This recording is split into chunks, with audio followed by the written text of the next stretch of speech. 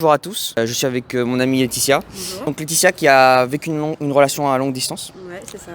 Et en fait, je voulais lui demander ses conseils, qu'est-ce qu'elle en a pensé, comment est-ce qu'elle a vécu cette situation, est-ce que pour elle c'était difficile, est-ce que c'était facile.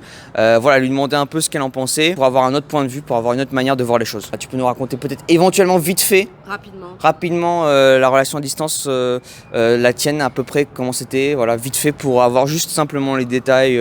Moi j'ai commencé avec une relation déjà qui était construite pendant 3 ans. On n'était pas à distance. Et ensuite, 2 ans, on a fait 2 ans ensuite à distance. Donc malheureusement, là, la relation est terminée. Mais voilà, il y a plein de choses qu'on a appris l'un et l'autre par rapport à la distance. Et je pense que voilà, on peut tirer des conclusions. Maintenant, je pense que je peux tirer des conclusions avec un regard un peu extérieur. Je sais pas, on verra par rapport à tes questions ensuite. D'accord. Parce qu'elle ne connaît pas les questions, voilà. Alors, ma première question, c'est un peu improvisé, mais ma première question, c'est simple, c'est si jamais il y a quelqu'un qui te disait, voilà, je vais me lancer dans une relation à distance, je vais commencer et j'ai envie de commencer, qu'est-ce que tu lui dirais à cette personne? Pas forcément des conseils, mais peut-être une manière d'apprendre les choses aussi, tu vois, si cette personne te demandait, qu'est-ce que tu lui dirais? Je pense que déjà, il faudrait avoir un tronc... une base déjà solide avec la personne parce que voilà, si on n'a pas déjà quelque chose de construit au préalable, c'est un peu compliqué en termes de relations de confiance, etc. Et moi, je partirais surtout sur une question d'échange et de communication. Il faut vraiment ne pas avoir peur d'exprimer nos craintes par rapport à la distance, par rapport au fait qu'on peut être triste parce que la personne nous manque, on peut être triste parce qu'il arrive quelque chose à la personne ou ce genre de choses-là. Et pour moi, c'est le point essentiel parce que souvent, on se met dans une petite bulle et on n'ose pas forcément dire ce qu'on ressent à l'autre pour pas lui faire peur, pour pas lui ou la rendre triste. Et je pense que ça, c'est un point clé. D'accord, c'est marrant parce que j'avais dit ça aussi un peu dans une autre vidéo. C'est vrai? Oui, j'avais dit ça un peu. Mais alors du coup, tu penses que si jamais il n'y a pas de base solide, c'est pas possible, ça peut pas fonctionner? Moi, personnellement, je pense...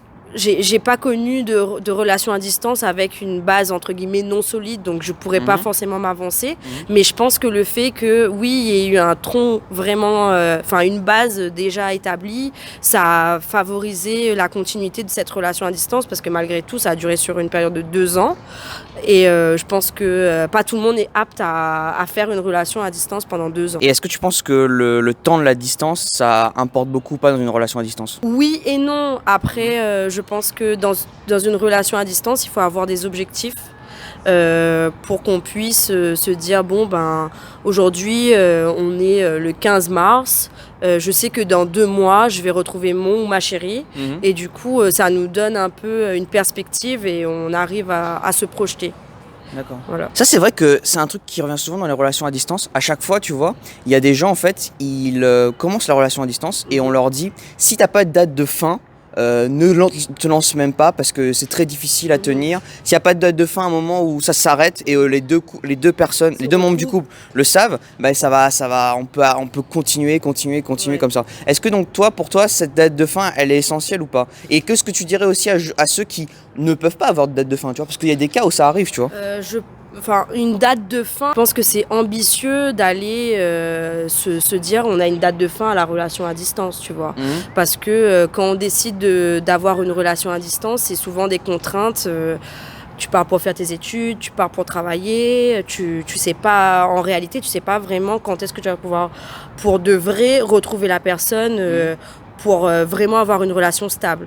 Donc je pense que au lieu de se projeter et de se dire oui, on a une date fixe où on va être ensemble pour l'éternité entre guillemets, il faudrait plutôt avoir des périodes, des moments auxquels on puisse se raccrocher et se dire là on va passer des vacances par exemple ensemble.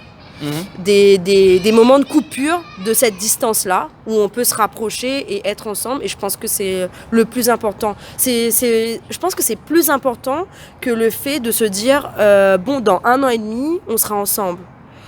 Parce que en réalité, peut-être que dans une relation stable et où on est toujours ensemble, peut-être que si on est toute la journée ensemble, on va pas forcément passer des moments extraordinaires. Donc finalement, la distance, ça peut être quelque chose de bien.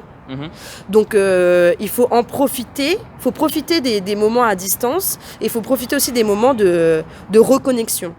Voilà, je pense. C'est intéressant ce que tu dis parce que finalement ça remet un peu en question le fait qu'il y a forcément une date limite. Ouais. Je suis assez d'accord, de toute façon c'est vrai que dans les relations à distance, quoi qu'il arrive, il faut au fond se rencontrer avec la personne parce que si on attend 1 an, 2 ans, voilà, on n'arrivera jamais ça se terminera jamais. Voilà. Ça c'est clair, ça ne solidifiera pas de lien. Est-ce que pour toi, la relation à distance, ça a été une expérience positive ou négative? Ou comment tu la décrirais? Alors, positif ou négatif, je pourrais pas trancher. Parce que forcément, il y a des points positifs, il y a des points négatifs. Après, c'est selon chacun. Il y a des gens qui auront besoin... il y a des gens dans une relation de couple qui ont besoin d'affection, d'attention, de contact physique permanent et qui vont pas supporter la distance. Moi, c'est pas forcément mon cas, donc ça me dérange pas forcément le fait qu'il y ait une distance par rapport à ça. Mais au bout d'un moment, c'est sûr qu'on a besoin d'une personne. Si on est en couple et qu'on aime vraiment la personne, au bout d'un moment, on a besoin d'avoir cette personne-là à ses côtés, sa présence, etc. Donc je pense que les points positifs, c'est vraiment pouvoir se recentrer sur soi-même, par exemple faire des choses qu'on aime nous-mêmes, pas devoir se projeter par rapport à l'autre personne. Il ou elle aime faire de la danse, je vais me mettre à la danse parce que il ou elle aime ça. Non, là on a vraiment l'occasion de s'épanouir tout seul. Je pense que ça, c'est un point positif. Après, le point négatif, pour les personnes qui ont réellement besoin de contact physique, c'est le manque de contact physique. Maintenant, avec tous les moyens de communication qu'on a, on peut échanger rapidement, faire des appels vidéo, etc. Donc, en termes de communication, je pense pas que ce soit le point faible, enfin le maillon faible de la relation à distance. D'accord. Voilà. C'est intéressant ce que tu me dis par rapport aux personnes qui ont besoin de contact physique. Je pense qu'on en a parlé aussi une fois de la théorie des 5 langages de l'amour. Donc d'abord le côté, soit on passe du temps avec la personne, soit on lui fait des cadeaux, soit on a le contact physique, on a le contact verbal et on lui rend des services. Voilà. Est-ce que tu penses que justement pour les personnes de type qui vraiment donnent leur amour à travers les contacts physiques, est-ce que tu penses que ces personnes-là peuvent être transcendées par l'amour qu'ils peuvent ressentir pour quelqu'un dans une relation à distance ou pas? Je pense qu'ils peuvent être transcendés, oui. Mais cette transcendance-là favorisera au bout d'un moment une forme de tristesse incommensurable. Je pense, parce que les gens qui ont besoin de contact physique ou même de rendre service, en général, tu rends service par des actes bien précis. À une relation à distance, ça va être difficile de rendre un service. Mais moi, je pense que ce genre de personnes-là vont être touchées par une tristesse trop importante. Et si l'autre personne n'est pas au courant ou ne se rend pas compte de cette tristesse-là, ça risque d'impacter la relation et finalement de créer une distance autre que physique, plus psychique, morale, qui va affecter en fait la relation jusqu'au moment où elle va se terminer. D'accord. Voilà, je pense. Ok. J'ai peut-être une dernière question alors. Est-ce que toi tu penses, qu'est-ce qui fait la différence entre une relation à distance qui réussit et une relation à distance qui réussit pas? Une relation à distance qui réussit. Je me vanterai pas d'avoir la solution ou l'antidote à une relation à distance réussie. Mais... Bien sûr, c'est ton avis. Mais je pense que le point clé, c'est la communication. D'accord.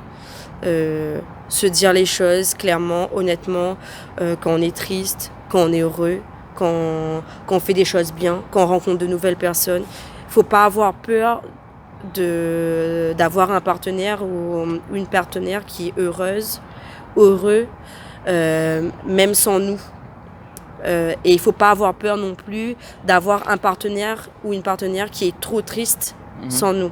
Il faut réussir à jongler entre ces deux états d'esprit.